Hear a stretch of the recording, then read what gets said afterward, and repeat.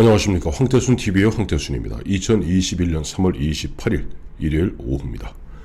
D-10, 4.7 보궐선거까지 정확히 열흘 남았습니다.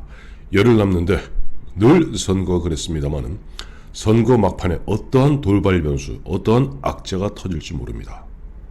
지금 여론조사상으로는 오세훈 후보가 박영선 후보를 갖다가 월등하게 앞서 나가고 있지만은 예전에 얘 등으로 모았을 때 또 2년 전이죠. 3년 전인가요? 울산에서 저들이 한 등을 보았을 때 어떤 일이 어떻게 벌어질지 모릅니다. 그렇기 때문에 마지막까지 긴장의 끈을 놓을 수 없는 것이 사실이죠. 그렇다면 막판에 이 판세를 뒤흔들 수 있는 변수는 무엇이 있을까 한번 짚어볼 필요가 있을 것 같습니다. 최근에 보니까 이제 김종인 위원장이 이런 이야기를 했죠. 그래도 우리 오세훈 후보가 5 내지 7%포인트로 이긴다라고 예측했습니다. 저는 그 예측이 맞길 바랍니다만은 설사 이긴다 하더라도 5% 7%포인트 차가 아니라 더 좁혀질 가능성이 있습니다. 선거라는 것은 결국 보면 우리 편이 얼마나 많이 나와서 표를 찍느냐에 달려있는 거죠. 여론조사와는 결과가 조금 다를 수 있습니다. 지금 여론조사로만 따지면 투표는 해보나만 하죠. 거의 20%포인트 가까이 오세훈 후보가 앞서 나가는 여론조사 결과도 있습니다. 그런데 2010년 6월 2일 6.2 지방선거 제5회 지방선거 서울시장 선거를 두고 당시 오세훈 당시 시장과 한명숙 전 국무총리가 맞붙습니다. 여론조사 쭉 해보니까 거의 한 15 내지 20%포인트 차로 늘 오세훈 후보가 앞서 나갔습니다. 근데 결과는 어떻게 되었습니까? 우리가 이제 보면 이 선거법상 여론조사 결과 공표 금지 기간이라는 게 있습니다. 이게 이제 D-6, 6일 전부터는 새로운 여론조사 결과를 발표할 수 없습니다. 그러니까 마지막 가장 신선한 여론조사 결과가 D-7일, 일주일 전에 한 여론조사가 그게 어떻게 보면 우리 유권자들이 접할 수 있는 마지막 여론조사 결과라 할 수 있겠죠.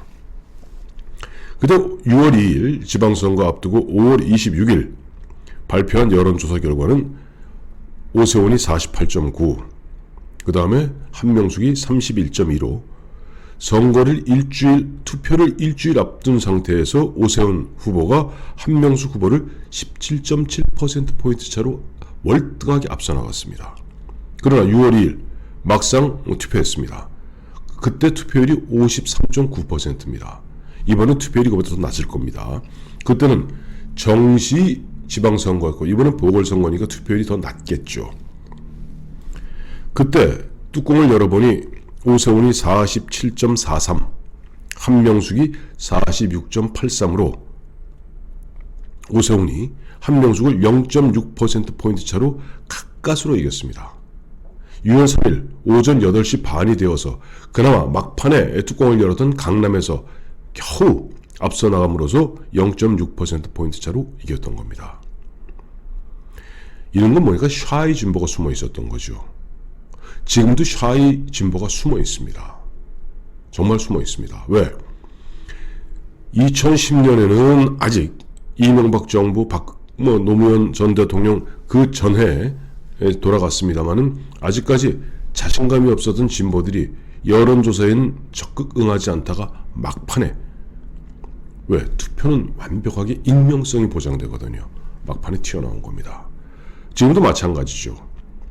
지금 언필칭 자신이 진보라고 이야기하는 진보 성향의 유권자들 입장 마음이 어떻겠습니까? LH공사, 공정과 정의 무너져, 나라 살림은 개판이야. 그래서 문재인 대통령 하는 것은 없어.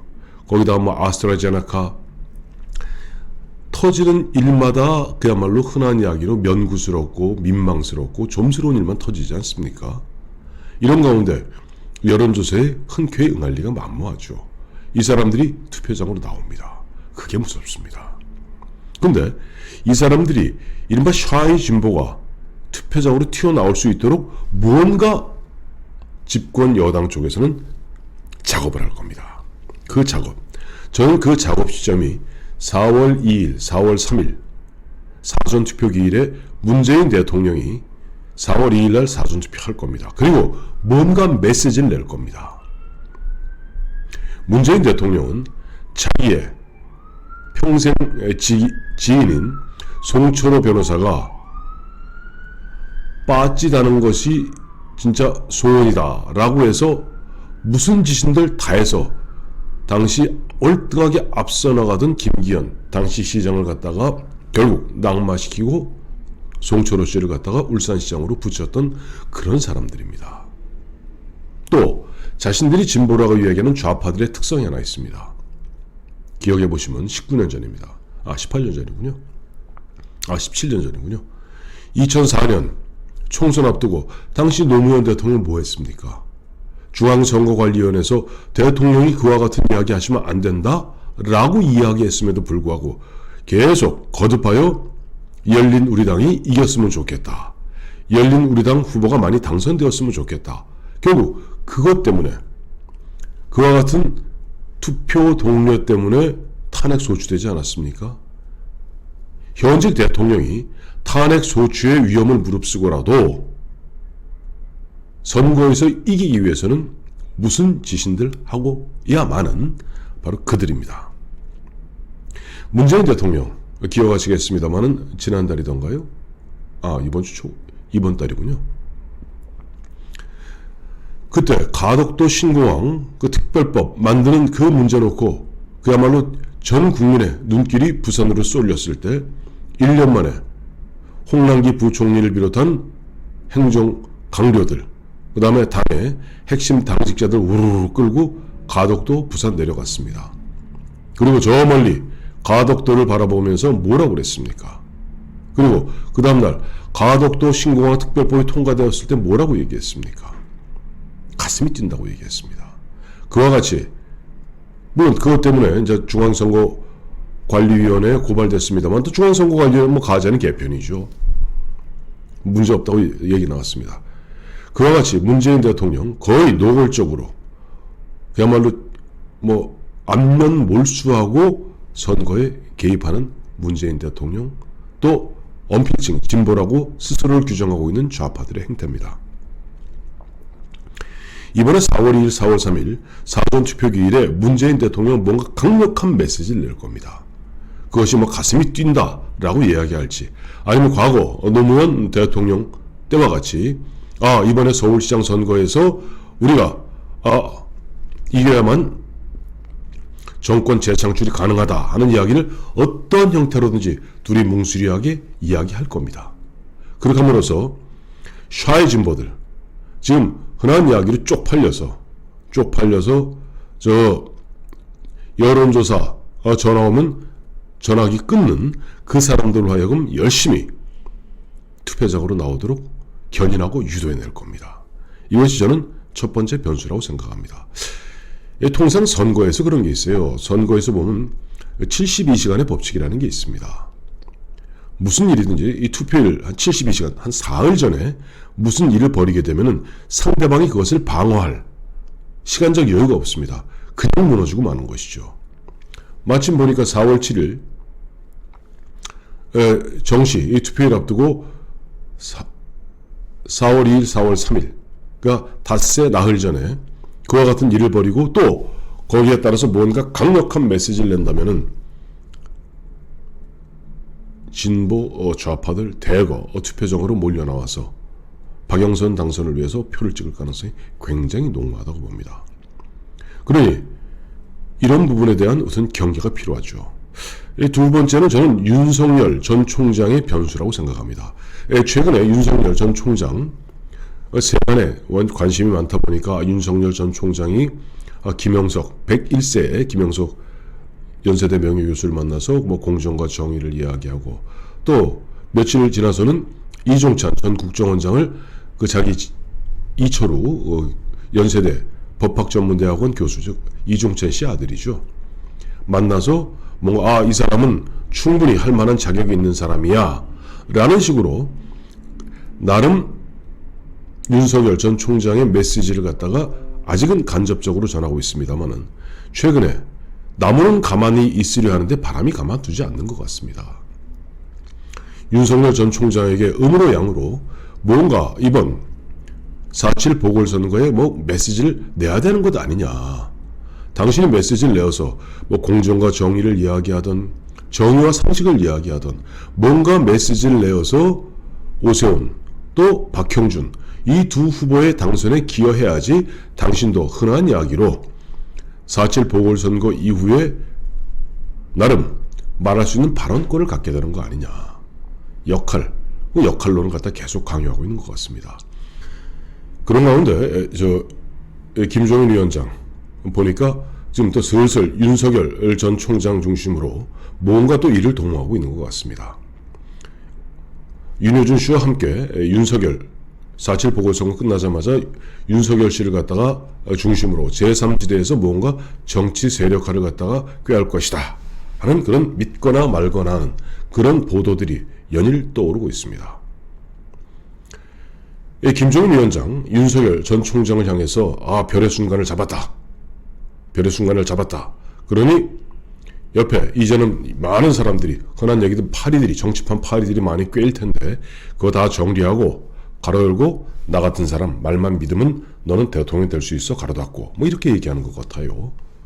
그런 가운데 지금 자꾸만 김종인 위원장을 비롯한 윤여준 씨를 비롯한 세간의 언필칭 자신들이 선거에 도살한 사람들이 윤석열 총장에게 뭔가 이번 4.7 보궐선거에 확실한 역할을 함으로써 너의 어떻게 보면 스타트하는 그 시점으로 삼아라.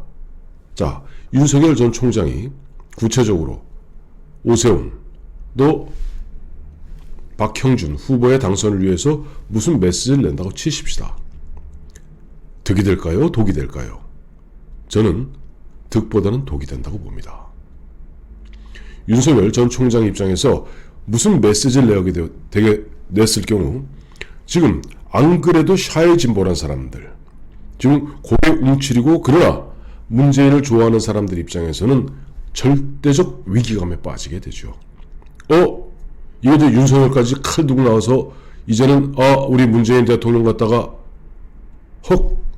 이런 분위기가 일 겁니다. 그렇다면 오히려 윤석열 전 총장이 나섬으로써 보수 중도에서 그래 나가서 표를 찍자라고 새롭게 마음을 다져먹는 사람들이 한 50이라고 친다면은 아니다. 윤석열 전 총장이 나와서 드디어 우리가 괴멸의 위기에 빠졌다. 우리라도 나가서 어쨌든 이번에 박영선을 통해서 문재인을 지켜야 된다라고 적극적으로 투표장에 나오겠다고 마음을 갖다가 고쳐먹는 이른바 샤이 진보들은 70 내지 80이 될 겁니다. 선거는 간단하지 않습니까? 적들은 적게 찍고 우리가 많이 찍어야지 이기는데 윤석열 전 총장이 막판에 이러저러한 이른바 정치판의 그 촉새들 정치판의 그런 그 참새들의 그 말에 흔들려서 막판에 무슨 메시지를 내서 판을 괜히 이상스럽게 만든다면은 일단 일정 부분 도움되는 것 같습니다. 상대방의 반발, 즉 이 세상은 작용과 반작용입니다. 우리가 작용으로서 50의 힘을 얻는다면 저쪽의 반작용이 50 미만이어야지 우리가 남는 장사를 하는 것이지 우리가 50을 얻었는데 저쪽이 반작용이 70이라고는 마이너스 20이 되는 거죠. 앞서 김종인 씨는 5% 내지 7%포인트 차로 이길 거라고 예측을 했습니다만 저는 그보다 더 폭이 줄어들 거라고 보고 있습니다. 그렇다면 그 줄어드는 가운데 나중에 미세하게 정말로 몇 표 갖고 당락이 오고 갈 때 여기에서 앞서 말씀드렸던 문재인 대통령의 어떤 직접적 개입 거기에 또 야당의 이와 같은 어떻게 보면 향후 자기들 욕심이 난무해서 자꾸만 판을 갖다가 이상하게 꼬우려는 그런 흐름 이런 것들이 결합된다면 의외의 결과가 나올 수도 있는 거죠. 선거, 투표 뚜껑 열어봐야 합니다. 정말 뚜껑 열어봐야 합니다. 다 이겼다고 생각하는 그 선거도 뚜껑 열면 의외의 결과가 나올 수 있고 졌다고 고개 푹 숙이고 있다가 뚜껑 열면 이길 수도 있는 겁니다. 그렇기 때문에 마지막 한순간까지 마음을 놓아서는 안 될 것입니다. 왜? 이번 4.7 보궐선거 결과가 결국은 문재인 정부를 갖다가 심판하여 해서 내년 3월 9일 대선의 승리를 갖다가 담보하는 교두보가 될 것이냐, 아니면 저들로 하여금 이른바 장기 집권의 길로 갈 수 있는 또 하나의 활주로가 되느냐의 바로 분수령이기 때문입니다.